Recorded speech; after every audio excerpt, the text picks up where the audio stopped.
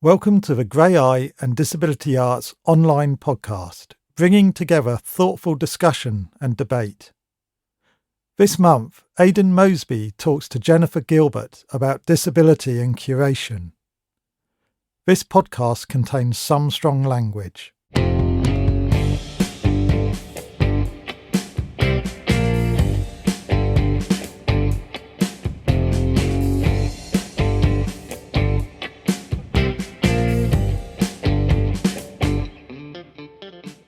I'm Aidan Moesby. I'm Disability Arts Associate and I'm interested in curating.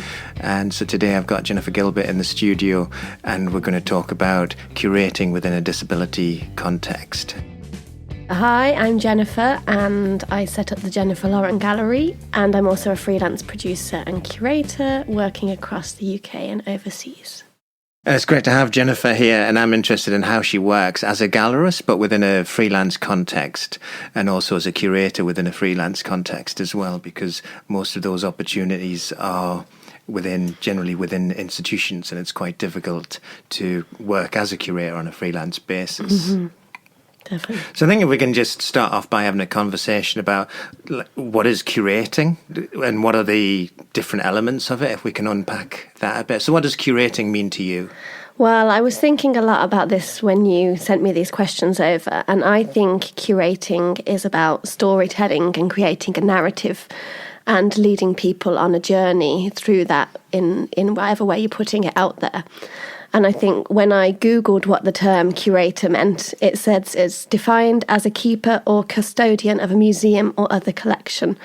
And that curation is the action of process of selecting, organising and looking after the items in the collection or exhibition.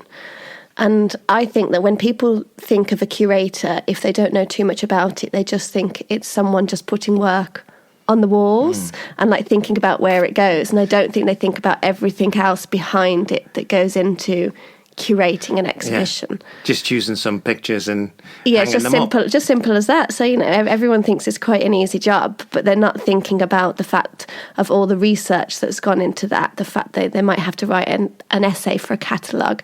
They have to think about the labels, the interpretation, being able to set a narrative, thinking about how it is physically and also the digital side of it as well. So it's a much wider job than what's actually thought about as being a curator.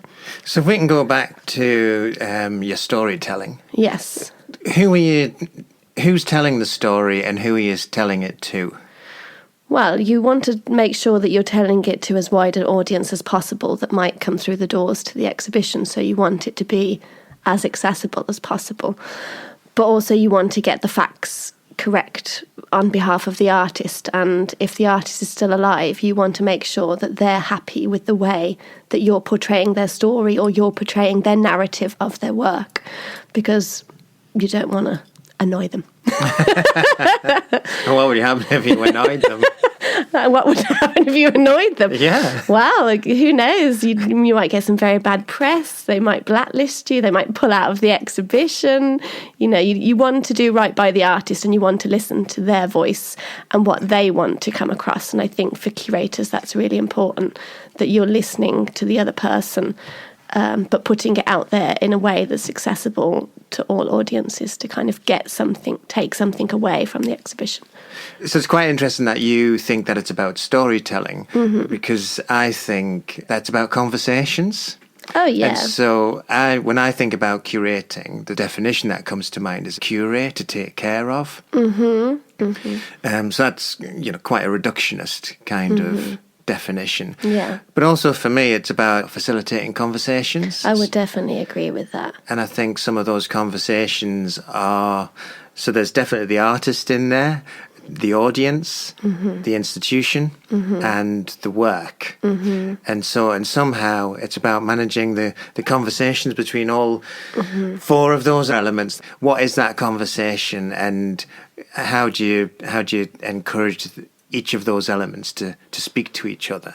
the fact is, if people go into an exhibition, you want them to have a conversation and you want them to think about the work and you want them to maybe talk to somebody they're with about how they see the work. And often it's like opposing things that come out of it. And I think if you've done that in an exhibition and you've got people to think, I think that's a really important aspect of what you're trying to achieve. You don't just want someone to go in, walk around and be like, oh yeah, la la la, and then walk out and not have taken anything. If they've then gone away and had a conversation with someone, or whilst they were there had a conversation with someone, tweeted about it or done something, I feel like you've achieved some of what you were trying to achieve from that. So some of that is about taking that conversation out of the... Oh, definitely, yeah. That's definitely important in my mind. That it doesn't just stay there, and that people do go out and go on to have these conversations and put it out there, not just with their friends, but put it out there on the internet to see what other people think as well, and hear how they've portrayed the exhibition and what they've taken from it. Shall we take a look at each of those kind of component parts about like what do you think of the role of the curator, the role of the institution, the artist, and the work itself within curating, and within about how people experience art? I feel like it is a whole institution thing when it comes down to an exhibition, and it has to go from like top level down to front of house staff, and I feel like everyone should be on board and know what's going on kind of thing, and not be like kept in the dark, because I think in too many institutions the information stays at the top level and it's never passed down to the other staff, and the other staff, even like front of house staff and volunteers, are often the ones that are communicating with the public and the front facing. And I think sometimes when you go in and then if they don't really know what's going on, it's a bit like, oh, okay, clearly no conversations happen here. And I find that a little worrying, and I find it almost quite sad that the institution doesn't want to pass any knowledge on to the rest of the staff to make it kind of a whole experience for the audience member that's coming in. And then what do you think about the voice of the actual art? You mean if you put your own text next to it and you're not allowing it to speak for itself, do you mean? Yeah, or maybe not even necessarily by putting some text next to it, just by perhaps showing it badly, or in the wrong context, that it's a work that maybe doesn't fit in with the rest of the body of work. I think if you show it in the wrong context and it's got no text next to it, then that's never good. I think things have to be displayed to a certain quality for people to value it. And I think there's, especially within the disability arts world, there's too many things that are put out there not at the right level of quality. And I think if the institution or the people that are putting it out there, even if they don't have the budget for it, if it's put out there and it doesn't have the right quality to it and it's not framed in a really beautiful way, it feels like that institution hasn't valued that work. And then from the audiences coming in, it's almost like, well, why should I value that if they haven't valued it? And I think so how you display the things definitely changes the audience's attitude to that piece of work. And I remember when I was working at Pallant House Gallery in Chichester, it has a very traditional modern British audience. But we often did outside-in exhibitions there, and Outside-In is an organisation that supports artists facing barriers to the art world. And because they were high-quality exhibitions hung the same way as a Peter Blake exhibition would be, it kind of challenged the audiences that went there, who were modern British audiences, to look at the work of disabled artists in a new light, and to think, well, if Pallant House thinks that this is exceptional work, I need to try and alter my mindset and see why they think it's a really special piece of work, and why I should be appreciating it in the way that I would appreciate any other artwork. Why do you think that traditionally, work by disabled artists or disability arts is perceived as having lesser quality? I think from across the years, it's down to, a lot of it is down to budgets and the very limited budgets that disability art organisations often have. So they don't necessarily have, the right money to put things out there. In a way, they might want to put it out there, but they still want to put it out there for people to see. So things might be pinned to the walls, they might be blue tacked up, because at the end of the day, they still want audiences to see the artwork made by the people they're working with. I think this is part of the problem, is the fact that, want to get that work out there, but actually the institution isn't valuing it. And so we're being fed a very poor diet of art made by people with disabilities. So that's what we come to associate it with. I know, and it doesn't seem to have been challenged very much over the years either. And I think... Why do you think there isn't a critique going on about the quality of disabled work? I would love to know why there isn't a critique. I ask this question all the time, and I keep asking it as well. And it's just, I never find anybody to answer it. I find it really frustrating that arts critics very rarely cover work that features work by disabled artists or outsider artists or things. And going back to Pallant House again, like when we had exhibitions there would be one exhibition in the main space, so it might have been Peter Blake or Scottish painters, and then outside in would be in the other main space. And when arts critics came down to review, the very big artist, they were invited to come into the other artists and then never would, and would leave without seeing it. And for me, that's really frustrating because they weren't even given it a chance. And it's automatically like, as soon as they heard the word, it's work by disabled people, they automatically stopped and was just like, no, that's not my cup of tea. And it's like, well, why isn't that your cup of tea? And I was never there to have those conversations because I was never part of that tour that they were getting. This country seems to be so far behind other places. So in America, there's lots of art critics that are writing about disability arts and about outsider art and putting it out there in like the New York Times and the Washington Post. It's getting the recognition it deserves. And even if, some of it might be negative, it's still being critiqued, which is ultimately what disabled artists want. Like, they don't want to be, this is all amazing and isn't this wonderful? They want to be treated the same as any other artist. And so even if negative things come out, I think that's important for these artists to be able to move forward, to work on things that might have been flagged. And why is America doing that? And why are people like Jerry Saltz championing this work? Whereas in England, we don't have a champion of this work who's like up there seen as a big art critic. And I think that really needs to start to be challenged more. I think one of the issues we face from talking to an art critic recently that came to one of my exhibitions is that they're unsure how to write about it because they're worried that they're going to use the wrong terminology when talking about the disabled artist or something relevant to them. And they don't want to be penalised for using the wrong language. So often they kind of would rather not write anything at all and stay on the right side of things rather than write something that then comes back to kind of haunt them and be a really negative thing when they think they were trying to do something good through covering it in the first place.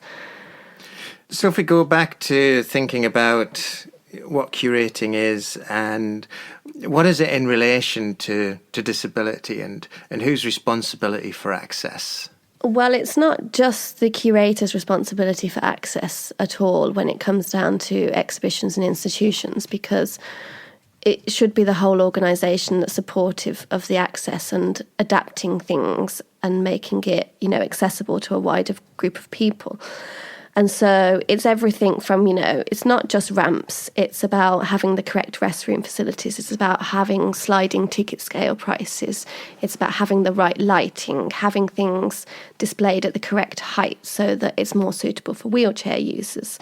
It's about having accessible information on websites so that if someone wants to visit who's in a wheelchair, they can easily find this information without having to search and delve or make a phone call. So you mentioned about hanging the work. Yeah. So there's a lot of conventions in the art world and, that have just been done forever. So if we're hanging like a work, who are we hanging it for? I mean, I think not everything you do is not going to meet every single access, requirement that everyone has. But lots of organisations these days kind of have a disability group that kind of meet and discusses things around, how the exhibition should look, the heights of things and that sort of thing. And a kind of general consensus comes about through that. I mean, you definitely have to listen to the artist's voice about how they would like their work displayed. But it's about a two-way conversation. So you need to have the conversations with them saying, well, if we did that, then, have you thought about this and have you thought about this? And it's a back and forth conversation with the artist just to make them aware of your thoughts about, if they want something really high, how that will affect other people viewing the work, and you bringing your knowledge from working in that sector to the artist so that they can hear that, because they might not have thought about that. They've just thought, in my mind, I visualise it like this, but I haven't really thought about anybody else in the situation, just me. So it's about that two-way dialogue and about bringing to attention some things that they might not have even thought about before. But ultimately, it's also about, in certain institutions, it is about challenging things that have been there forever and, challenging how they do things. And I know that if a staff member has been there for a very long time as well, they get very stuck in their ways, and it's very difficult to challenge them to change that and for them to listen to what you're saying. And that's a very lengthy process of, a long period of time breaking down their very strict rules about it has to look like this because it's always looked like this. And how do you get people to listen? Well, through a long period of time, but also through bringing in other people so that it's not just you saying it or other statistics that you've read. And people hate being told what to do. Oh, people do hate being told what to do. Especially if they've always done something like this and you're wanting them to get them to do it like that. Yeah, and this was definitely the case from previous roles where I've worked in with bigger institutions about challenging, the hierarchy of people. So it's about challenging the director and the curator that's been there forever and being like, it doesn't always have to be like that, and we would like it like this because of X, Y, and Z.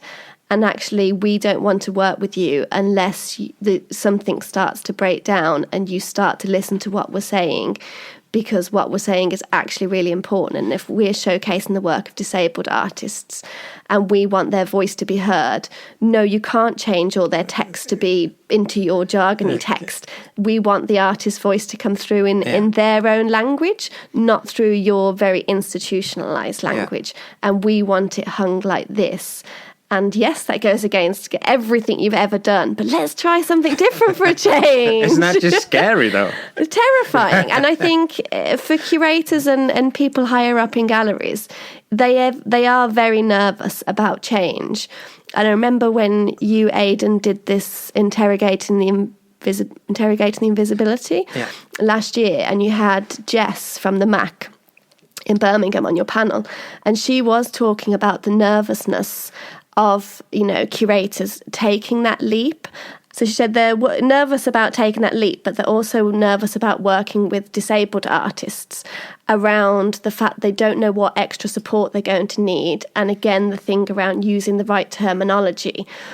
And so if you go in there and say, we can provide X, Y, and Z, we can do disability equality training, we can, with all your staff, we can do all these different things for you to start breaking down your barriers. I think it's important that these steps are now being taken in organisations. And I think it was important that you had that conversation and brought together different curators and artists into that mix for them to say, I'm going to be completely honest, and it is a nervous thing, or it is my reputation is on the line if I do this thing. I would much prefer people to have their heart in the right place and not say the right word than to say all the PC, all the right on phrases, but actually not really care. And that there's no kind of, genuineness or integrity about that.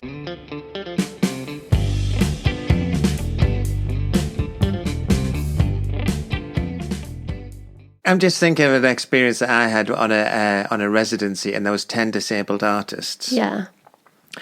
10 different sets of needs.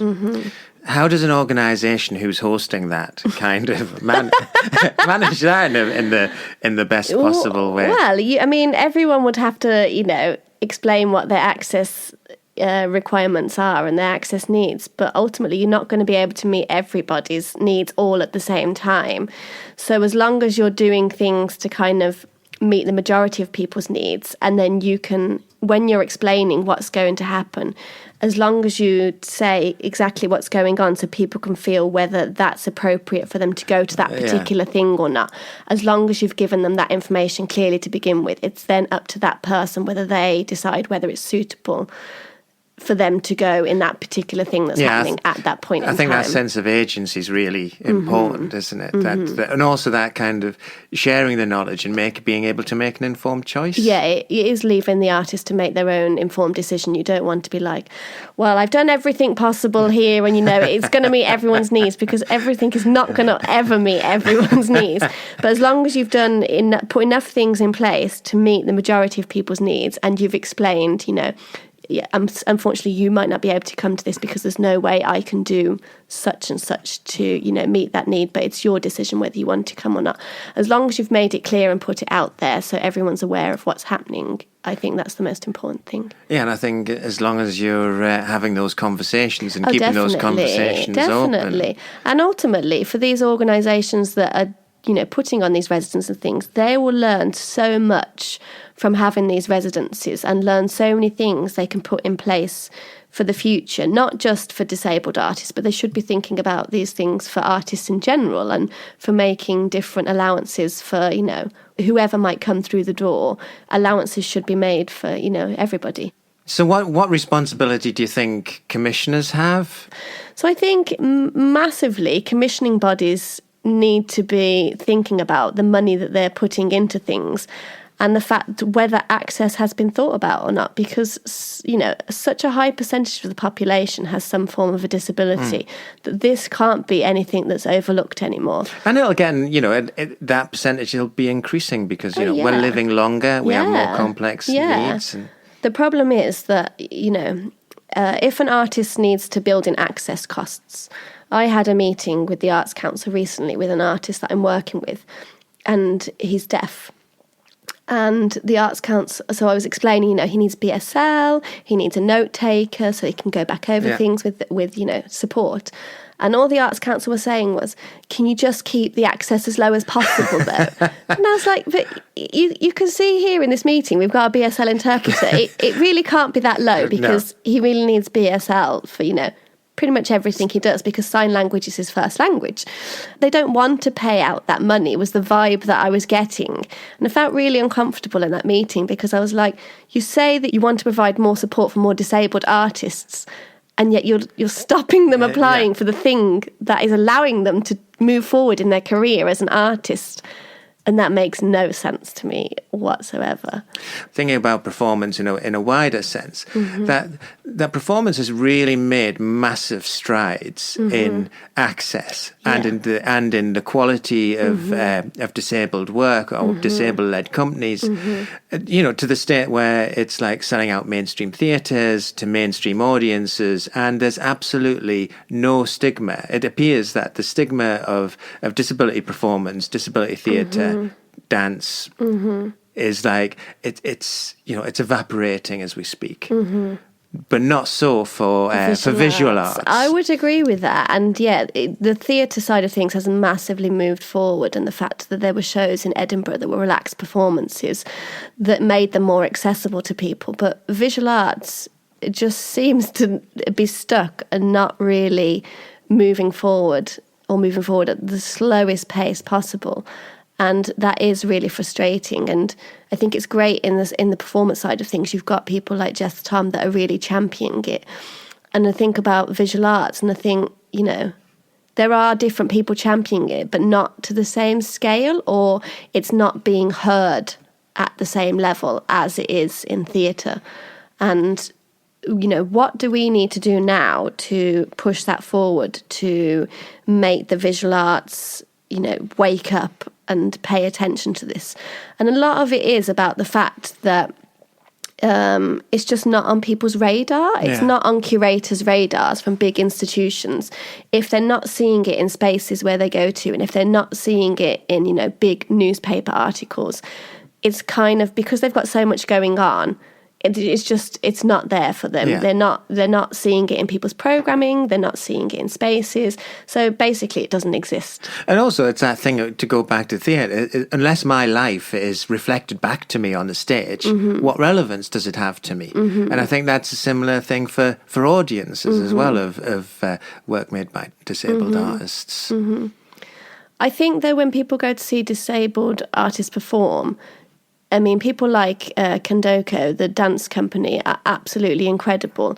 And, you know, they've been seen on really high platforms now. So they were on Strictly Come Dancing on the BBC, which is massive for a disability arts group to be doing that.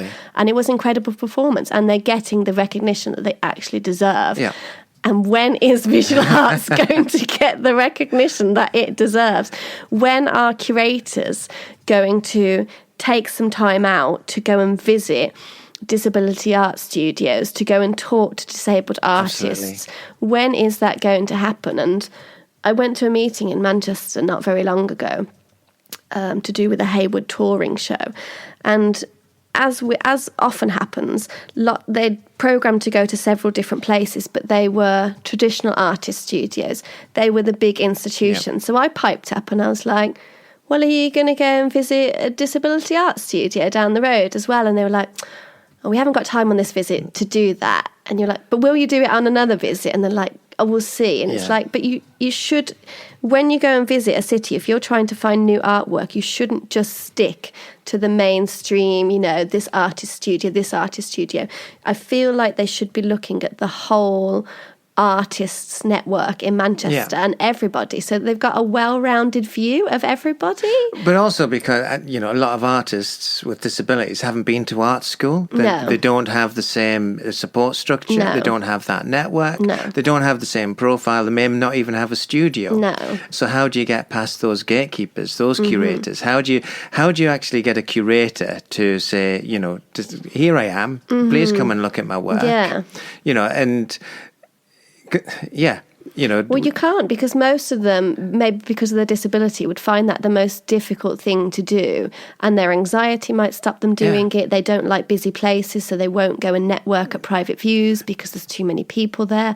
So this is why the gatekeepers, the curators, need to change how they're working and need to change, you know, diversify the things they're programming in their spaces and go out and see a broader range of people that are out there.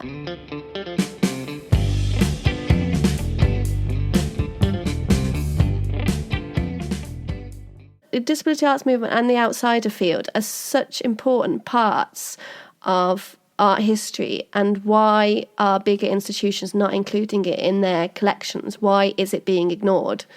Is it because it's this other? Is it because it's disabled people? Do they feel that their audiences won't like that? Will it affect their reputation if they show that? I mean, there's a multitude of questions that could be asked, but ultimately, they're just not included. No. And, you know. And they're seen as lesser. Are seen as lesser because they've not been to art school, because they haven't got these qualifications. Oh, what have you done? I've done a residency in this, I've been here, I've shown here. What have you done? Oh, well, I work out of this studio here and I make this work and I've shown it in the local community centre down the road. Why is that not as important as, you know, having your work in these other spaces? And George Vasey was part of your event in the MAC last year. Basically, he said, do you have to have your work shown in the Tate for you to be validated as an artist? Like, does having your work shown in the Tate mean that you are any better than someone that has their work shown, you know, in a lesser space? Yeah. And I think that's a really important point to make. Like, do you have to be showing it here, or can you show it here and for it still have the same importance? And what does the Tate do that this other venue doesn't do, other than it being a massive institution? Why is that more important than you showing here? And especially for artists with disabilities and artists with learning disabilities, just to show their work in the first place anywhere for them is a really important moment in their life, and they can bring their friends to see it, their family to see it, and for them that's like a recognition. I've been recognised. I've had my work shown on the wall. But it doesn't have to be down the corridor towards the toilet, does it? And it shouldn't be there. And well, no, but it usually is. It usually is downstairs, round the corner on the back wall. Yeah. Which is is wrong. Oh, yeah, I heard there was something like that showing, but I'll just ask a colleague. Yeah. So people don't tend to know about it. But you kind of have to look at it in two ways. Yes, that's very wrong that it's being shown in these spaces. But if you look at it sometimes from the artist whose work's being shown and for their well-being and for their confidence, that is a massive confidence boost that someone has liked their work enough to hang it somewhere on the wall. No matter what that is, they have a proud moment to say, actually, that's my work hanging there. Yes, that's really important, and I acknowledge that that's really important for you. But my main drive and my passion in life is that it's shown in the right way and the value has been placed on that. And no, it's not next to the toilet. Yeah. It's in the main gallery. It's in a really beautiful space, hanging with the right light on it in a beautiful frame so that everyone can appreciate the incredibleness of your work. But you can't take away from the fact that it's important for the artist to show their work. Yeah, and absolutely. And that goes back to the value that you were talking about earlier. But also it's about how we value people. Yeah. And we don't value disabled people in society. Stuck down around there, But so we don't value disabled people in society. So why should we value their work? That is very true. And it's like, so we've got to change, which is a complete societal structural problem as well, not just like the issues of the mainstream art institutions. Well, I think that is starting to change more now, and I think people are making enough noise to start, paying more attention to disabled people and their artwork.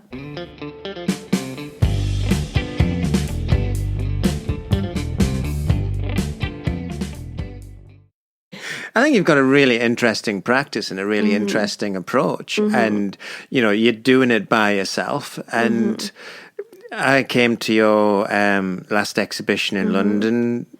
About 3 Japanese potters that are self-taught. Yeah, and that was in a really nice gallery, a really nice space. It was, a really well-curated exhibition. And, and for me, that was the first time I'd seen one of your exhibitions. And I was thinking, so how did you become a curator, and then what was that leap to becoming a gallerist? And how does that all work? And particularly because you don't have a gallery. Well, I don't have a gallery now. So I set it up in May 2017, and at the moment I support around 17 disabled or self-taught artists from around the world.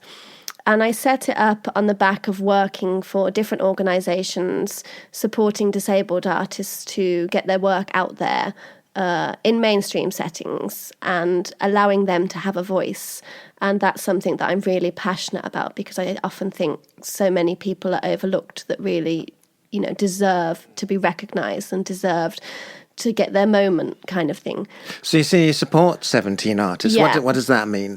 And so on my website, each artist has their own profile with a biography that I've checked with the artist, or if the artist is non-verbal or unable to check it, I work with their family and the institutions to check that everything is, okay with everyone that's involved.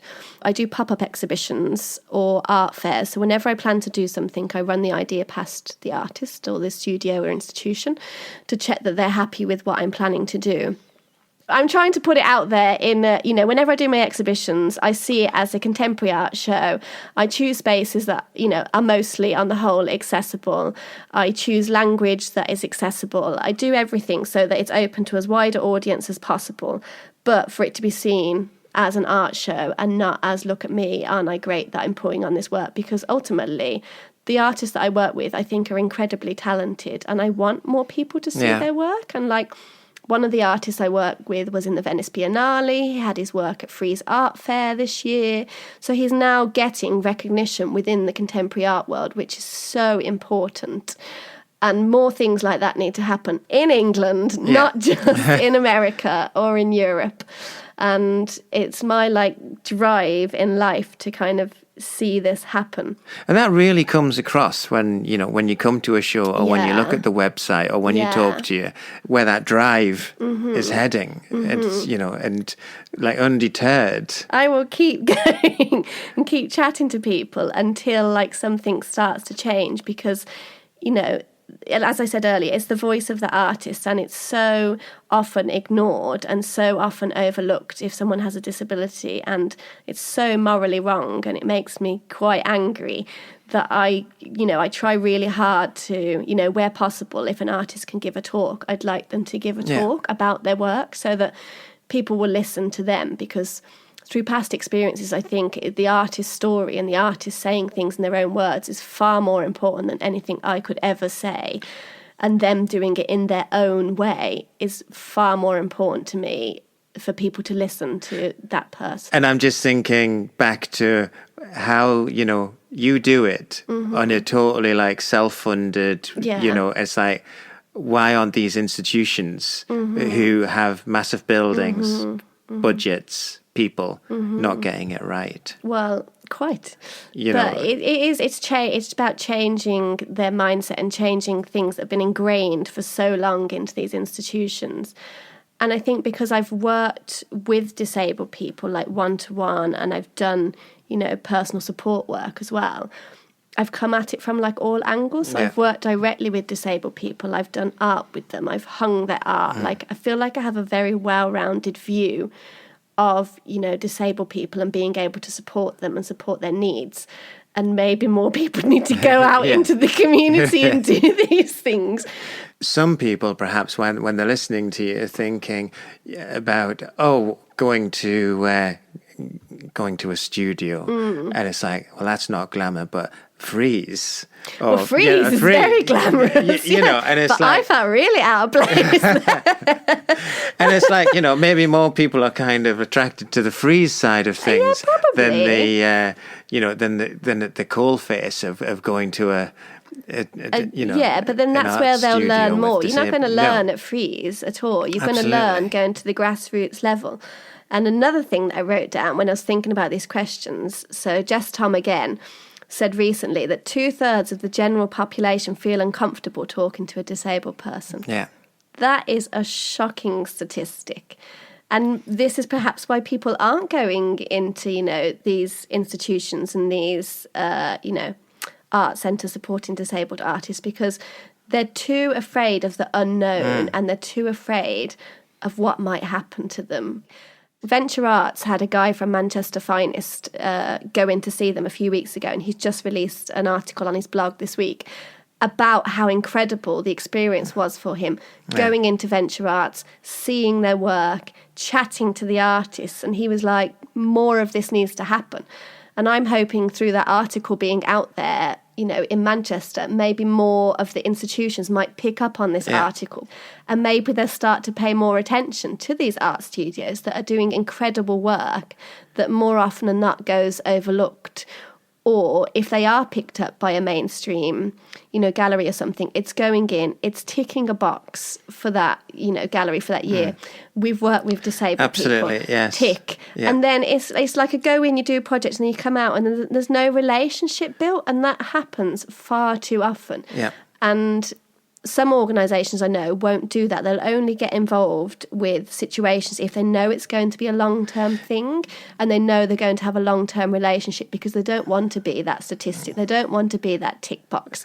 They want a meaningful relationship where that institution really appreciates and wants to work with that organisation to build a long-lasting relationship. And that's where real change comes from, is through that, so we can have those more honest, open conversations because we've built up some kind of trust and respect. Yeah. And I don't think they realise the effect that has on that, disability group or some of the people within that group. It just reinforces that rejection. They feel isolated again and they feel rejected. And because some of them might have felt rejected most of their life, you're just adding to the pain they might already feel. Yeah. And I think bigger organisations don't take that into consideration. They're just, like you said, thinking, oh yes, I've got this money, I'll do this wonderful project. Isn't it wonderful that we've got this group in? Okay, see you later, lovely to meet you. And also they're not thinking about the fact that that disability arts group has then got to pick up the pieces and put some passion and love back into that group again, and make them feel, wanted again.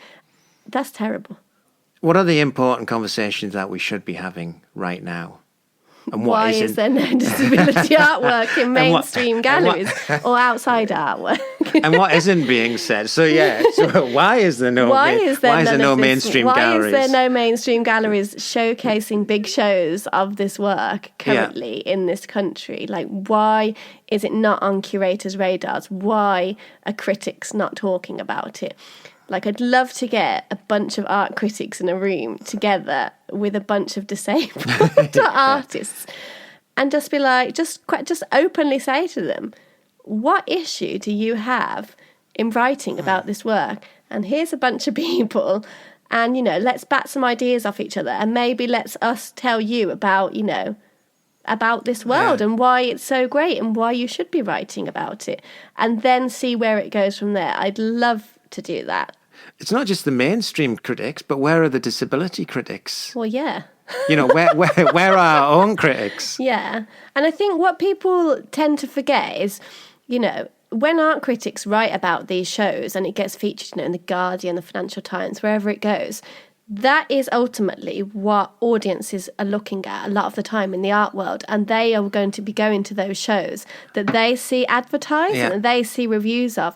And I think that critics are then forgetting that, if you don't write about these things, no one's going to know they exist. They're only going to know that these, this Tate Britain show's on, this show's here, this show's at the Hayward, because those are the only shows that people are reading about in the places where they look to find information about, bigger shows to go and visit around the country.